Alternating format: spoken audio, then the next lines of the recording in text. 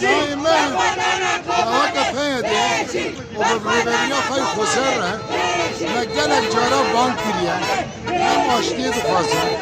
هم آزادی دخوازن هم چارەسەری دخوازن وەکە پارتیەکی سیاسی تەمسیلچی بێ جماعتی و بان gelek و hene lê mixabin ji bo çareseriyê qutbûnê çê dikin neqebûlkirî jî nexwazirin neamade ne ji bo aştiyê şer nefere dikin aştî naxwazin di dijminê te aştî nexwast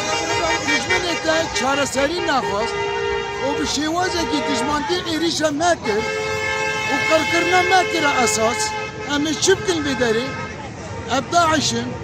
ev çete ne em herin bin destê çeta de jiyan bikin em teslîm bibin bi mirnekî wisa em nerazî ne em bimirin em ê bi şeref bimirin me tekuşîne kir ji bo azadiyê me kir me tekuşîne kir ji bo pêşerojekî xaş dibî Sûriyeyê de çê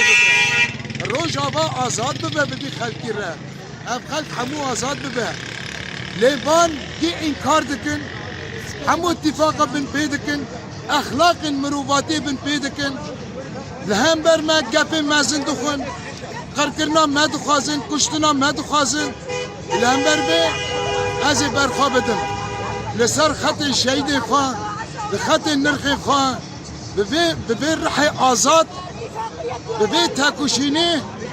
em e bangewazî li gelê xwe hemiya kiriye em ê bi hev re rojava biparêzin